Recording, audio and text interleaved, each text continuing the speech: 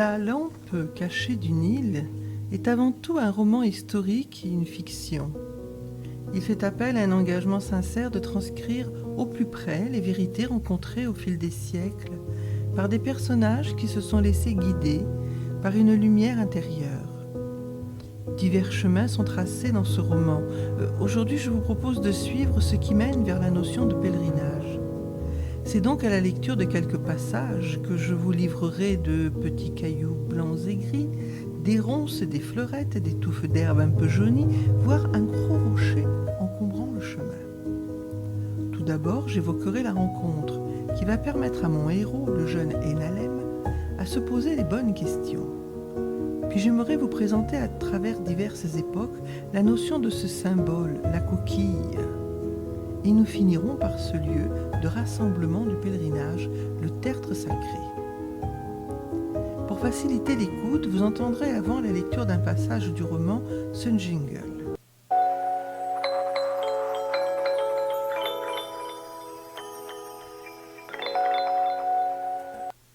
Faisons donc connaissance avec cette rencontre. Enalem est un jeune adolescent abyssin en quête d'une vérité sur la jeunesse de l'enfant Jésus. Étant issu d'une illustre famille de mages, celle de Balthazar, il doit affronter les médisances de son village. Sa mère est morte à sa naissance et son père vient de décéder. Plus rien ne le retient. Alors, lorsque son abouna, le prêtre, lui demande de se rendre à Alexandrie, il accepte. Il quitte donc les hauts plateaux pour sa première étape qui sera Aksum. Nous sommes en 1215. Sa première rencontre est celle d'un moine du monastère de Débré d'Amo, situé au sommet d'un pic rocheux dominant la plaine d'Aksum. On apprend qu'il y a fort longtemps, un ermite s'y est rendu à dos de serpent et que la pièce réservée aux offices est décorée de scènes particulières. Des animaux sculptés, lions, antilopes, zébus, serpents, chameaux, éléphants, buffles, chèvres, ânes, girafes, léopards, ainsi que des bêtes sorties tout droit d'un monde fantasmagorique, s'alignant à travers la flore composée de motifs végétaux et géométriques. Mais ce qui retient mon attention d'égyptologue, c'est la référence d'une peinture effectuée sur la peau d'une chèvre.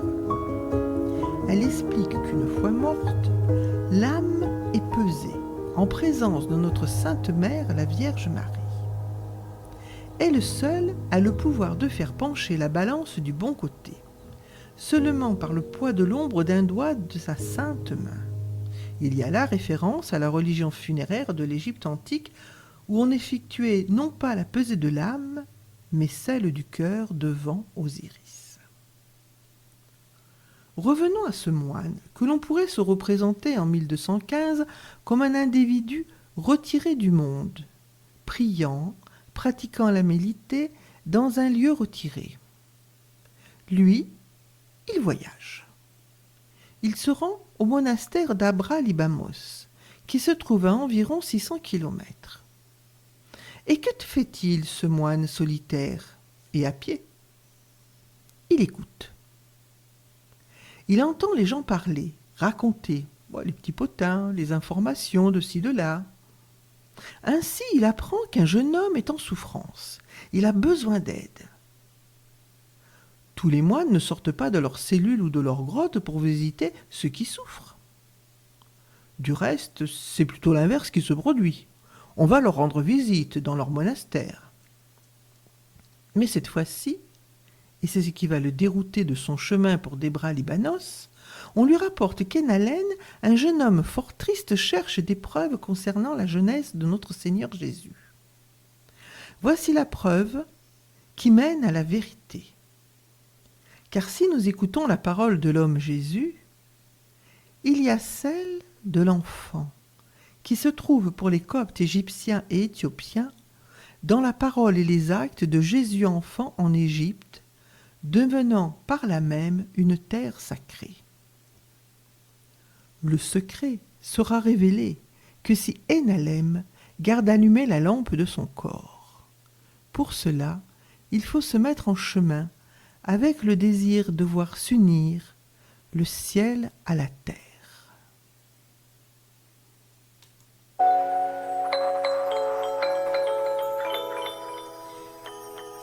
Et le moine de conseiller. Pour les lecteurs, c'est à la page 21. La route sera une épreuve semée d'embûches. Mais si tu te contrains à les surmonter en toute liberté et responsabilité dans tes actes, alors le Père bon et généreux t'offrira la réponse. Sois digne et fort. Si ton cœur se serre, prie. Tu n'es pas seul.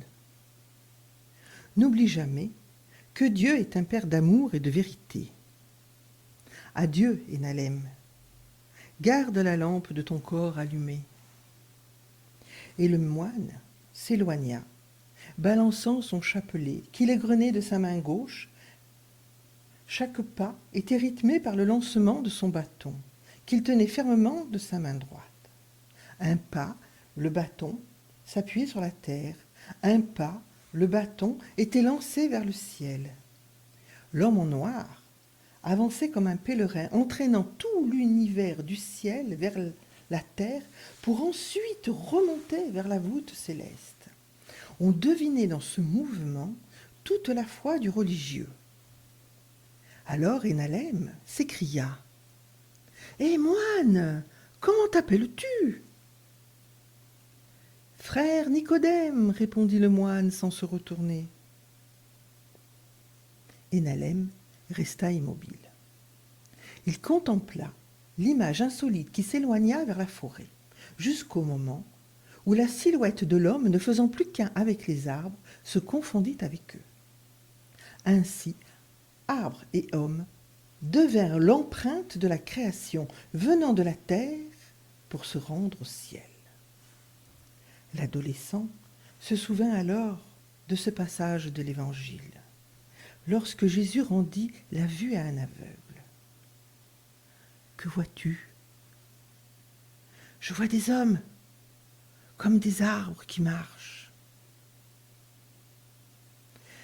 Il se faisait déjà tard. Enalem ramassa ses affaires et suivit la piste qui devait le mener vers la vérité. Il est exact que le pèlerin sent monter en lui le désir d'abandonner tout, pour répondre à l'appel. Car dans le fond, qu'est-ce qu'un pèlerin ? Si ce n'est autre qu'un être humain qui désire suivre l'appel en toute liberté. Il y a plusieurs motivations qui peuvent mettre le moteur en marche. Recherche spirituelle, changement de vie, surmonter un désespoir et bien d'autres raisons. Personnellement, je crois que la rencontre avec un guide spirituel peut déclencher le vrai désir. Sincèrement, la pureté de cœur d'un homme ou d'une femme d'Église engendre des paroles qui résonnent naturellement dans nos cœurs et nous entraînent sur le bon chemin. On ne peut pas comparer l'expérience des autres avec sa recherche personnelle. Sinon, l'on perd la liberté du désir. En Égypte, j'ai croisé des coptes, des musulmans, des étrangers venir prendre conseil auprès des moines dans les monastères du Wadi Natroum, mais également dans les paroisses. On rend visite au prêtre comme à un père de famille. Il écoute, conseille, se fâche parfois et encourage toujours au nom de Jésus et de sa Sainte Mère.